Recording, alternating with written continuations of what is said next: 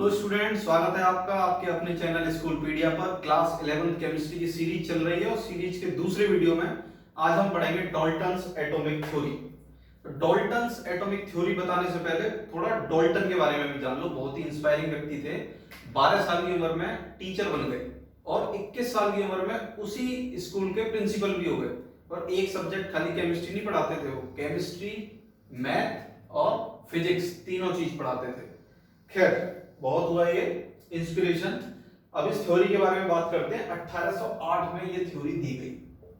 अच्छा, डाल्टन को केमिस्ट्री का फादर भी कहा जाता है बहुत लोगों के द्वारा। ये ऑफिशियल नहीं है, मतलब बहुत लोग कहते हैं कि केमिस्ट्री की शुरुआत डाल्टन से हुई। और केमिस्ट्री की जो पहली थ्योरी है, जिसको ज्यादातर साइंटिस्ट ने माना कि हाँ भाई इसको हम एक थ्योरी मान सकते हैं, तो वो थी डाल्टन्स एटॉमिक थ्योरी। तो आप ये बताओ कि जब केमिस्ट्री की पहली थ्योरी 1808 में आ रही है, तो उससे पहले केमिस्ट्री कुछ थी नहीं? थी, केमिस्ट्री थी, लेकिन वो एक सब्जेक्ट के तौर पे नहीं थी। मतलब कोई ज्ञान था ऐसा जिसको किसी फिलोसोफर ने दे दिया। मतलब फिलोसोफर और केमिस्ट्री में अंतर होता है। तो जैसे एक फिलोसोफर थे डेमोक्रिटस। इन्होंने कम से कम 2000 साल पहले, यानी 1808 में तो ये थ्योरी दी गई, और इससे लगभग 2000 साल पहले यानी 500 बीसी में ये जो पोस्टुलेट इसमें लिखा हुआ है, यानी पहला पोस्टुलेट जो है डाल्टन का, ये लगभग 2000 साल पहले दे चुके थे। क्या है ये पोस्टुलेट? कि matter consist of indivisible atom. अब इसके लिए पहले आपको पता होना चाहिए कि मैटर क्या होता है। मैटर जो भी आपके इर्द गिर्द है वो हर चीज मैटर है। कुछ भी, हवा, पानी, धुआं, सब मैटर है। तो मैटर जो है वो इनडिविजिबल पार्टिकल से मिलकर बना होता है और उसे एटम बोला जाता है। यही बात डेमोक्रिटस ने बोली थी, बस नाम नहीं दिया था उन्होंने एटम नाम नहीं दिया था। वो ग्रीक में उन्होंने बोला था, तो एटम को कुछ और बोला जाता था, एटोमियस। तो उन्होंने ऐसा कुछ बोला था कि दुनिया में जितनी भी चीज है वो एक स्मॉल पार्टिकल है, वो उससे बनी हुई है। आप कुछ भी सपोज करो, आप अपने आप को लो, तो आपकी जो सेल्स हैं, यानी आपकी स्मॉलेस्ट यूनिट क्या है? सेल है। सेल के अंदर भी आप जाओगे तो वो एटम से मिलकर बनी हुई है। या अगर कोई निर्जीव चीज है, आपकी कोई बाल्टी है प्लास्टिक की, उसमें आप और माइक्रो लेवल पे जाओगे तो आप देखोगे वो भी एटम से ही मिलकर बनी हुई है। तो ये बात तो भाई पक्की रही। और ये डाल्टन ने एक तरीके से डेमोक्रिटस से ही उठाई। तो आप कह सकते हो कि ये कोई नई बात डाल्टन ने नहीं बोली। जो दूसरी थी एटॉमिक थ्योरी का, जो दूसरा, तीसरा, चौथा जो पॉइंट है, वो डाल्टन की अपनी देन थी। क्या था दूसरा? दूसरा था कि all atoms of A given elements have identical properties including its mass. यानी कि एक कोई भी कंपाउंड है, या कंपाउंड भी ना कहें, कोई एलिमेंट है, तो उसके जो एटम्स हैं उनकी सबकी प्रॉपर्टी एक जैसी होती है। यानी कि आप सपोज करो ऑक्सीजन है, ऑक्सीजन के जितने भी एटम होंगे, जितने भी एटम से मिलकर ऑक्सीजन बना हुआ है, तो ये सब के सब एटम एक जैसे होंगे। सब के सब, सबकी प्रॉपर्टी एक जैसी होगी। इनका मास एक जैसा होगा, इनकी डेंसिटी एक जैसी होगी, इनकी जो भी प्रॉपर्टी है सबकी एक जैसी होगी। तो ये भी बहुत सिंपल सी बात कही जा सकती है, लेकिन आज से 250 साल पहले ये बात सिंपल नहीं थी। जब डाल्टन ने कही तो बहुत नई बात मानी गई है।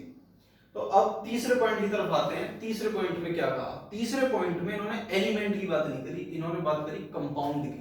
तो अब एलिमेंट और कंपाउंड में क्या अंतर है? तो उसके लिए आपको हमारा पुराना पिछला वीडियो भी देखना पड़ेगा।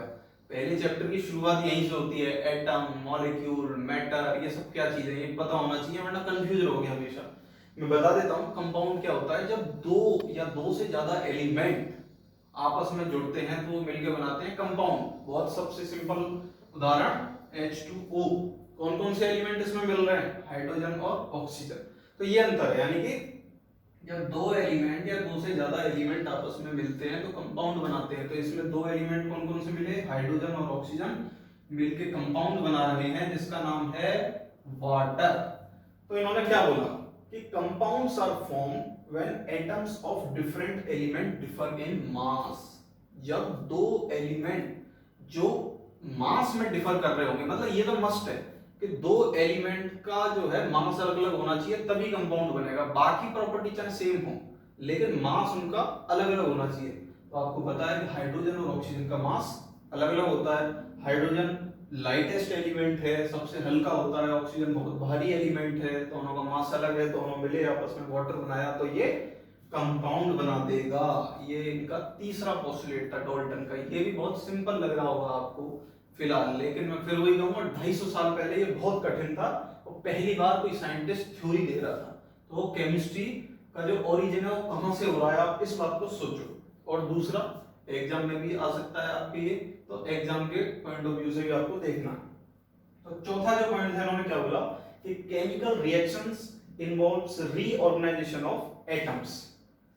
तो यही सेम बात जो चौथे पोस्टुलेट में कही गई है, आप जब पिछले वीडियो में जाएंगे हमारे तो मैंने आपको बताया था केमिकल कंपोजिशन के लॉ, जिसमें पहला लॉ है law of conservation of mass, यानी कि जब कोई भी रिएक्शन होती है तो उसमें कभी भी मास ना तो बनता है ना डिस्ट्रॉय होता है, यानी कि रिएक्शन का जो मास है वो हमेशा सेम रहेगा। Law of conservation of mass ये है। तो ये सेम चीज इन्होंने भी बोल दी, लेकिन क्या अलग बोल दिया, अलग बस इतना था, उन्होंने ये बोला कि केमिकल रिएक्शन में रीऑर्गेनाइजेशन ऑफ एटम होता है। ये नहीं बोला था law of conservation of mass में, ये नहीं बोला गया था। वहां बस ये बोला गया था कि neither the mass can be created nor can be destroyed, लेकिन इन्होंने बस इतना बोल दिया कि रीऑर्गेनाइजेशन ऑफ एटम होता है। यानी साइंटिस्ट को आगे की जो उनकी पीढ़ी थी उनको ये पता लग गया भाई जो रिएक्शन होती है ना उसमें रीऑर्गेनाइजेशन ऑफ एटम्स होती है, वो ऐसी हवा में रिएक्शन नहीं हो जाती कुछ भी। मतलब किसी का कोई एटम उठ के किसी और के पास जाता है, किसी का कुछ अलग होता है, किसी को गेन किसी को लॉस, तब जाके रिएक्शन होती है। तो एक रिएक्शन का मोटा मोटा आइडिया लग गया। तो है क्या ये रीऑर्गेनाइजेशन ऑफ एटम, क्या चीज है, इसको आप एक एग्जांपल से समझिए कि रीऑर्गेनाइजेशन ऑफ एटम्स क्या चीज है। सपोज करो, सबसे सिंपल एग्जांपल मैं लूंगा, कार्बन डाइऑक्साइड का फॉर्मेशन कैसे होता है, कार्बन प्लस ऑक्सीजन और मिलके बन गया हमारा CO2। तो ये रीऑर्गेनाइजेशन ऑफ एटम यहाँ क्या हो रहा है भैया कि ऑक्सीजन का एटम उठ के गया कार्बन पे लग गया, तो COO। ये चीज अभी आपकी समझ नहीं आएगी, क्या डबल बॉन्ड क्या सिंगल बॉन्ड, इसे छोड़ो आप। लेकिन कुल मिला के जो कार्बन किसी जमाने में इकलौता हुआ करता था यहाँ पे, उससे आकर 2 ऑक्सीजन चिपक गए, यही है रीऑर्गेनाइजेशन ऑफ एटम। तो यानी डाल्टन साहब ने इन 4 बातों में बहुत कुछ दे दिया केमिस्ट्री को। बाकी साइंटिस्ट गदगद हो उठे, अरे भाई साहब क्या बड़ी बात बोल दी।